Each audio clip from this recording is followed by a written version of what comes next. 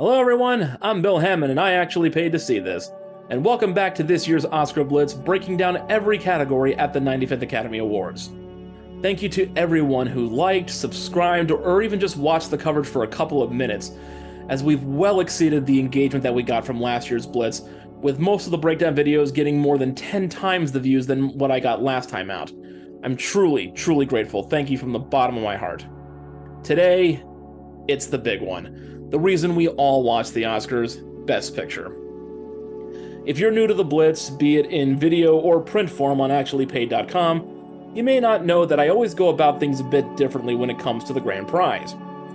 In the other 22 categories, Academy members simply vote for their favorite among the 5 nominees, and whoever gets the most votes wins, be it by a majority or plurality.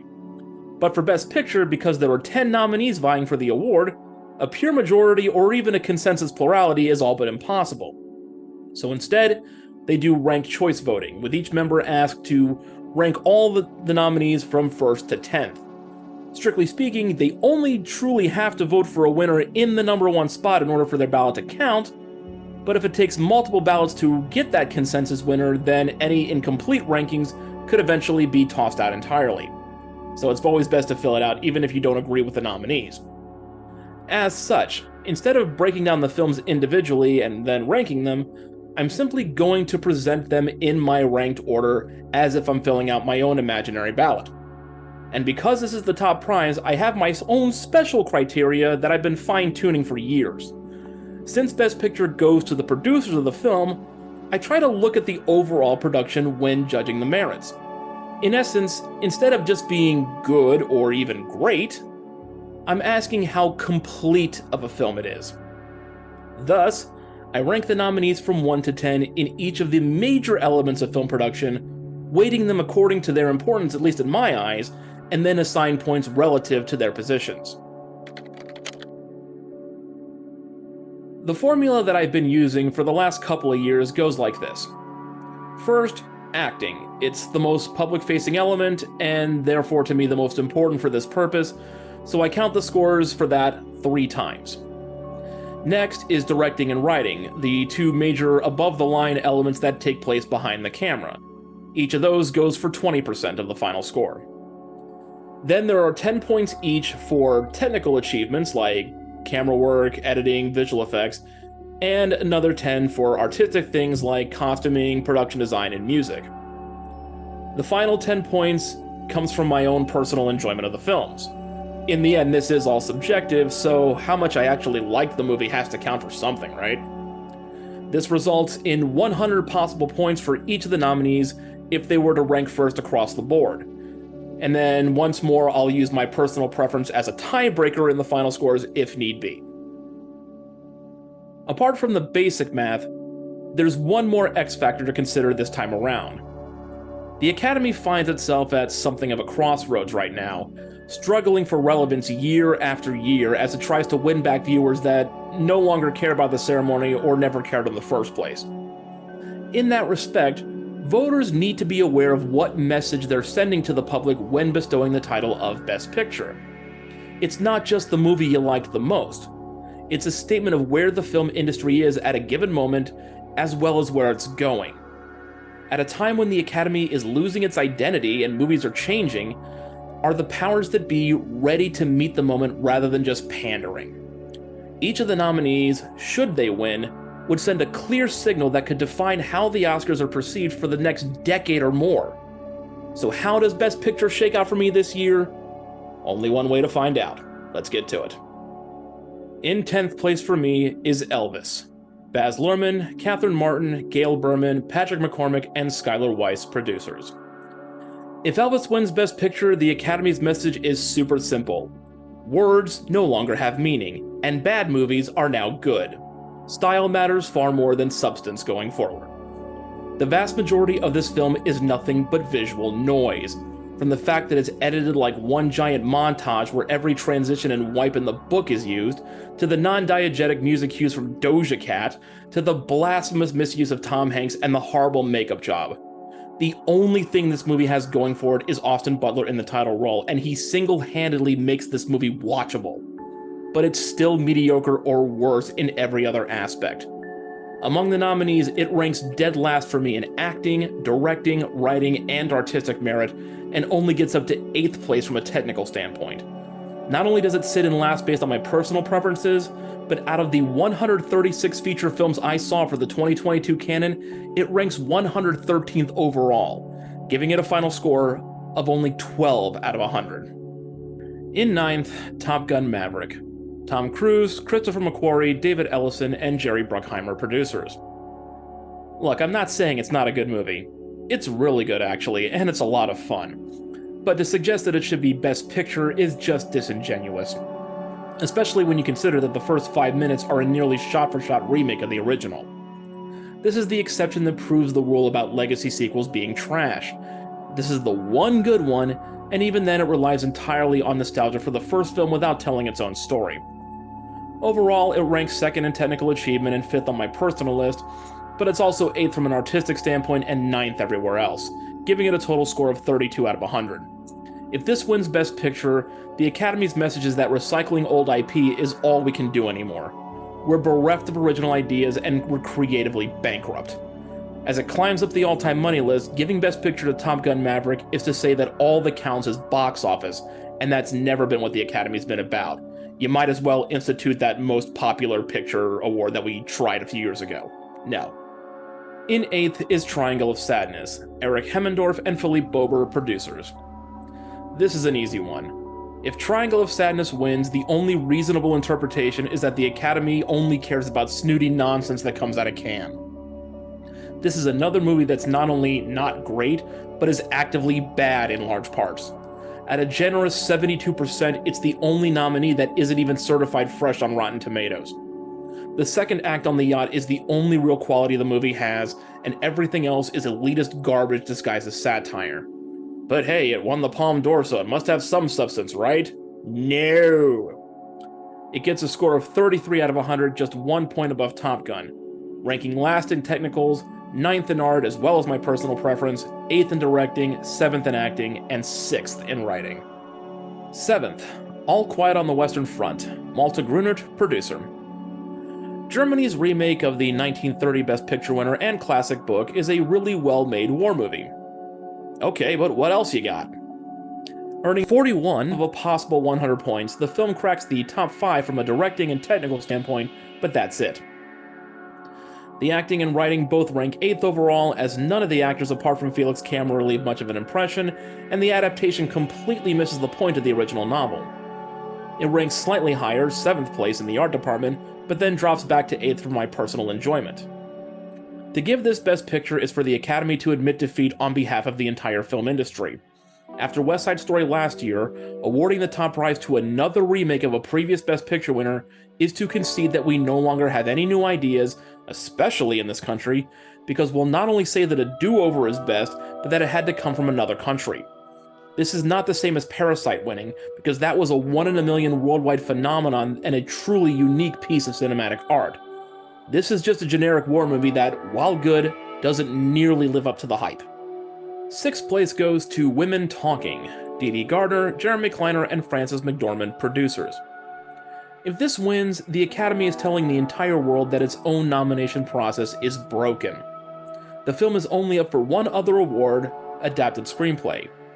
Now, you don't have to have the most nominations to win Best Picture, but I think we can all agree that you should have more than 2.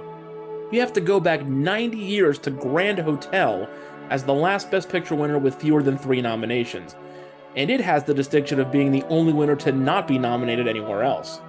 In the modern day, however, only having 2 nods is disqualifying. If it wins, you're literally telling the audience that it was somehow the best overall film, even though it only ranks in the top 5 in one area. That said, I think it deserves to be up for more than just the script. I rank it 3rd in acting, 5th in art, as well as being 3rd in writing. It does falter after that, however, dropping to 7th in directing and personal preference, and 9th in technicals, giving it a final score of 60. In 5th is Tar, Todd Field, Alexandra Milchin, and Scott Lambert, producers. Like Elvis, this film essentially only has one major selling point, Cate Blanchett, as this is a showcase feature to try to win her Best Actress, which would be her 3rd Oscar overall. Unlike Elvis, this is a much more complete and competent piece of filmmaking. It ranks 5th in acting, 6th in directing, 4th in scripting, and 4th in artistic quality before slipping down to 7th for technicals. Add in a 4th place finish on my own personal pecking order, and it gets a total score of 60, taking 5th place via tiebreaker over Women Talking.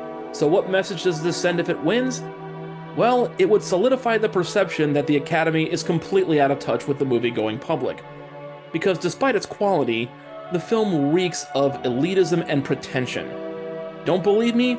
Watch it yourself and sit through a complete reverse credit roll before we even see a single frame of the actual movie.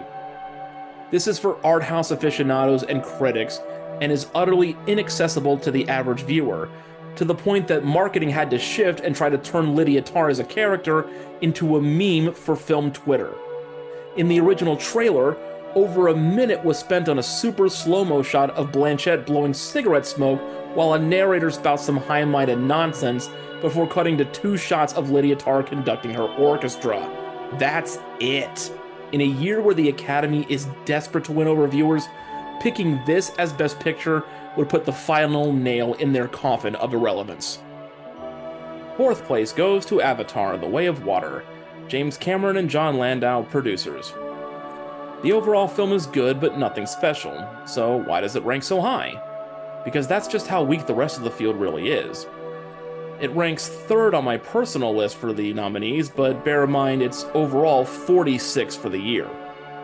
It's not all that bad. It ranks 3rd in technicals thanks to the tremendous continuation of the visual effects, and 3rd in directing because, whether you agree with James Cameron's vision or not, you can't deny that he conveyed it quite effectively. Almost by default, it ranks 6th in acting and art, and only truly falters on the writing, where it is in 7th place. Cameron had 12 years to correct the story flaws of the previous film, and instead decided to double down on them, turning Dances with Smurfs into Dances with Snorks.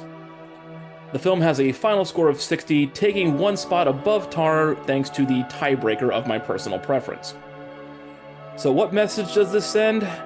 On the one hand, to give it Best Picture is to say that special effects are more important than story, which would usher in a new era of CGI bullshit rather than actual filmmaking.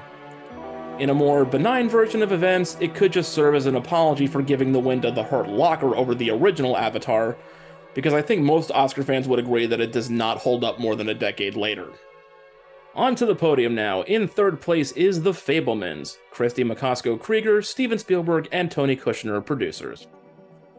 Every year there are usually 1 or 2 nominees that don't truly deserve Best Picture consideration. Here we are on the 8th nominee of this year's field, and we're still in not quite territory.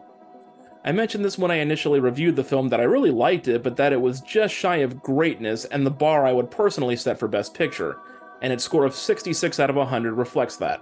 The script is definitely not a strong point, ranking in 5th place overall, same as the technicals, which are fun when it comes to exploring how Sammy learns how to make movies, but are pretty blasé elsewhere. It ranks 4th in directing because Spielberg just knows what he's doing at this point, and 4th in acting, taking a major hit because of how empty Michelle Williams' performance is and just how little Judd Hirsch gets to do in the film.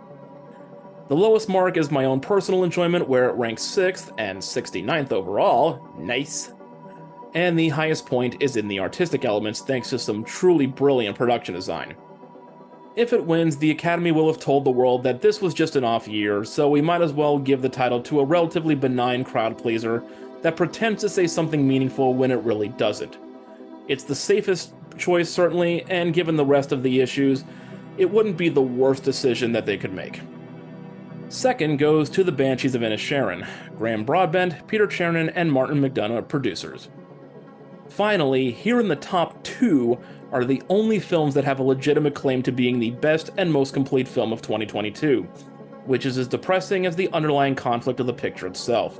Making a huge jump to a total score of 91, Banshees is in the top 2 in every aspect of production save the technical, where it slips to 6th. It has a marginally better cast than Everything Everywhere. We're talking a score of 99.9% to 99.8% here, and has a slightly better script because Martin McDonagh wrote it on his own. Those are the 2 areas where it claims the top spot, and it's 2nd in directing, art, and my personal favorites of the year, where it was 10th overall. If this wins, the Academy sends a clear message that it still knows what a great film is, while still setting itself apart ever so slightly from the mainstream. That could be read as maintaining the status quo, which may ultimately come back to bite them, but there are no glaring flaws, hints at playing favorites, or heavy-handed grandstanding like there was with, say, Green Book, Shape of Water, Moonlight, Argo, or Nomadland. Even if you're not necessarily rooting for it, if the Banshees of Inisherin wins, there will still be the consensus that it was an earned Best Picture victory rather than handed to them. And number one, to the surprise of nobody, is Everything Everywhere All at Once. Daniel Kwan, Daniel Scheinert, and Jonathan Wang, producers. Never mind that it's my personal favorite of the list of candidates, or my absolute favorite of all of 2022 cinema. That just buys it 10 points here. This is the best directed film by a considerable margin, with the Daniels executing a completely bonkers vision that's not only action-packed and hilarious, but surprisingly heartfelt. It's the best technical achievement as well, given the insane editing, sound, cinematography, and practical special effects on display, as well as the stunt work, which is often overlooked. From an artistic standpoint, the score by Sun Lux, the costuming, the set designs, and the use of props from Rakakuni to Deirdre's trophies is unequaled. Needless to say, it ranks first in all those categories. The only ones it doesn't win outright are writing, because it's just a hair beneath Banshees, but still filled to the brim with comedy and sentiment, and acting, and that's only because Banshees sports a slightly larger and more involved ensemble outside of the leads. With a score of 95 out of 100, this is as close to a perfect movie as you can get. More importantly, its perfectly chaotic concept, incredible story, and shocking sincerity raises the bar for what cinema as an art form is capable of.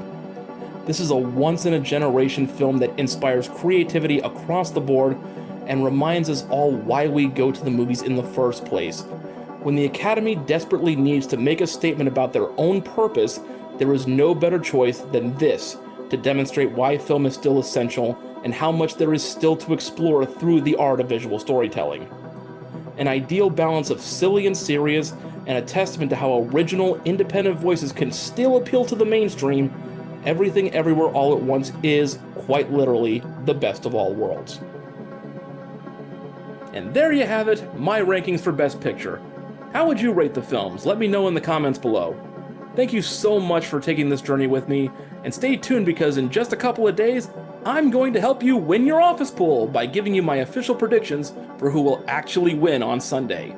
Be sure to subscribe and hit the notification button to be alerted, and keep it locked on actuallypaid.com for full analysis of all 23 categories. Until next time, I'm Bill Hammond. I actually paid to see this.